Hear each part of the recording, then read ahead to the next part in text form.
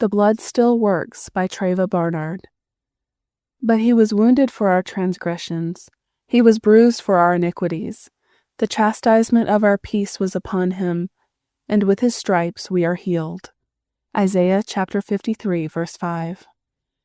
There are moments in life when our faith is tested, when our bodies fail, when doctors don't have answers, when uncertainty looms over us.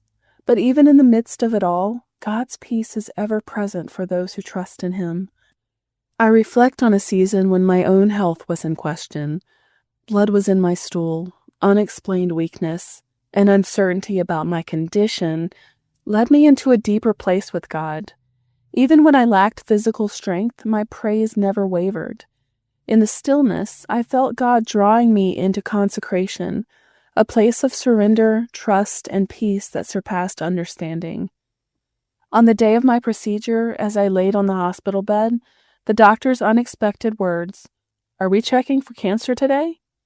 could have filled me with fear, but God had already assured me of His presence.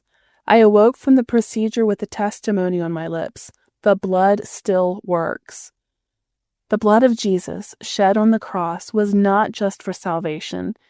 It was for healing, restoration, and victory over every battle we face. If His blood had the power to redeem humanity from sin, how much more can it cover our struggles today? Whether it's a physical ailment, emotional burden, or spiritual warfare, the blood of Jesus is still effective. As believers, we cannot afford to remain stagnant. A true encounter with Jesus transforms us from the inside out. If we claim to be called by Him, our lives should reflect His power, His grace, and His ever-working blood. Time is fleeting, and tomorrow isn't promised. It's time to get our spiritual houses in order, to surrender, and to live as evidence that God is real. Questions for reflection.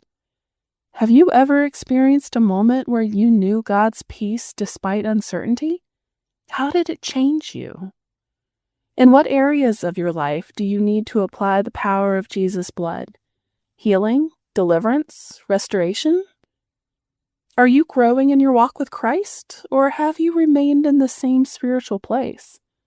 What changes do you need to make?